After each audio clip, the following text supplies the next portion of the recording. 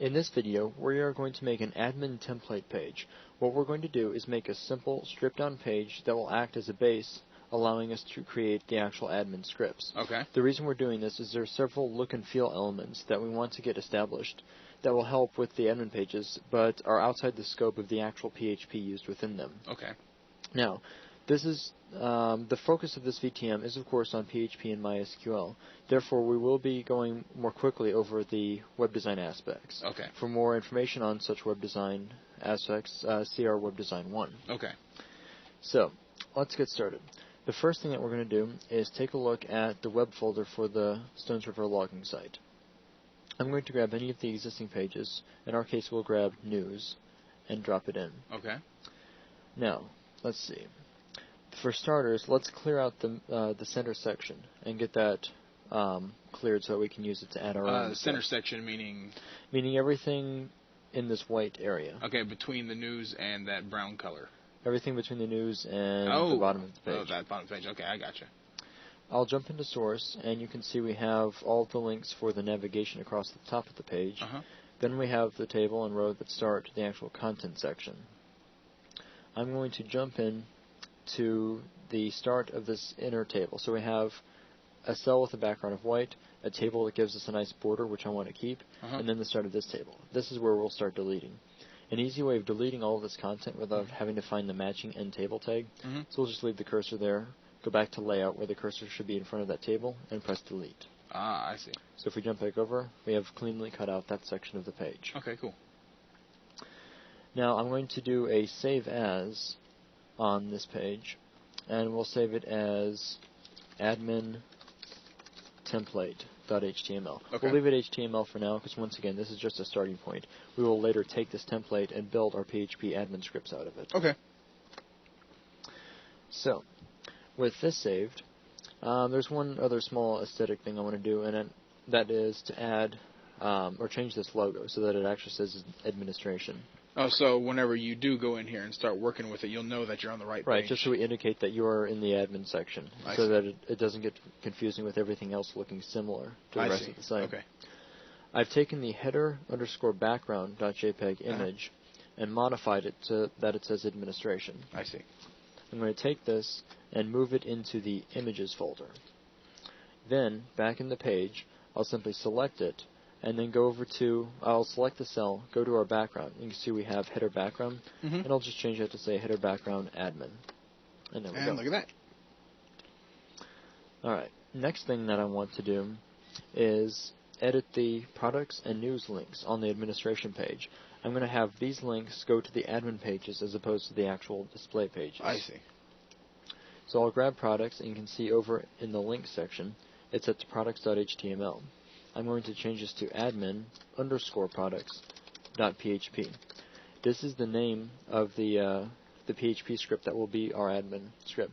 So the one thing we have to keep in mind to keep everything from breaking is this has to be the name of our script. Okay.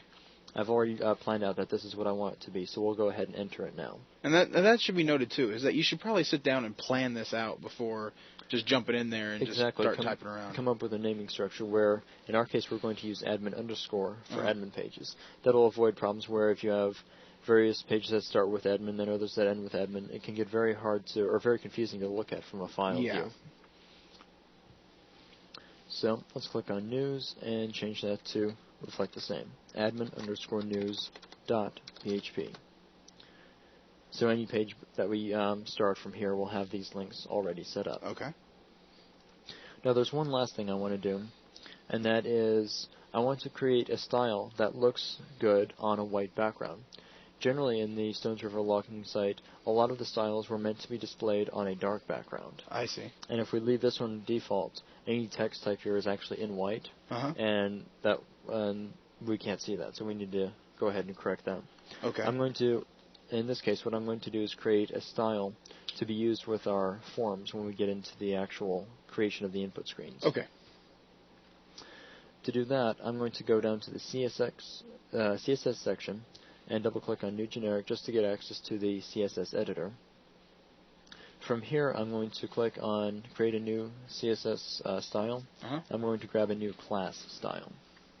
And I will name this Form Text. And the first thing I'll do is I'll set its color to the hex value 000044 and click OK. This gives a nice dark blue color. Okay. You know what? Scratch that. I'm going to change this up on the fly a little bit. Okay. I'm going to make the normal text black. I'll just leave all of it black. And by zeroing this out, what I was actually thinking of is the links that we add in here. Oh, I'll have standard text be black. I'll make links be that blue color. Okay, all right. So we'll leave that alone, and let's create a font family for this style. I'll simply grab the Verdana set. And with that, I'll also specify a size. I'll make sure that this is set to pixels, so I have 12 pixel font size. Okay. So that takes care of basic text display. Let's set up a few more styles so that links from displayed within form text will show correctly. Okay. To do that, I'll add, let's see, we'll take this and add a new style for a link. So the basic link.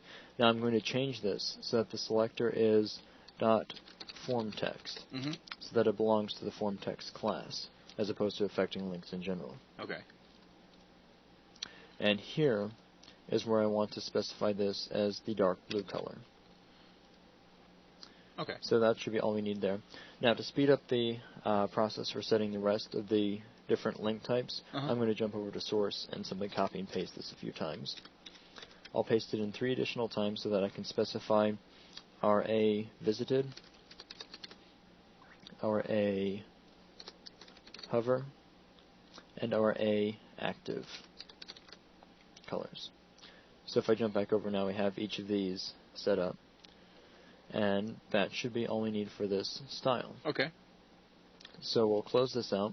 And now you'll also notice I created the style within this page as opposed to the main CSS file for the entire site, the one that is located up under CSS. Right. The reason I did this is I didn't want to affect this file, which is viewed by everyone who views the site. Okay. Meaning that if I was to store the form text style within basic.css, everyone who went to the site would have that style even though it isn't used on anything except the admin pages. Oh, I see. I'm going to have the style appear within the admin page itself, and that way it is only given to the browser in the event that they need to view an administrative screen. Okay, all right.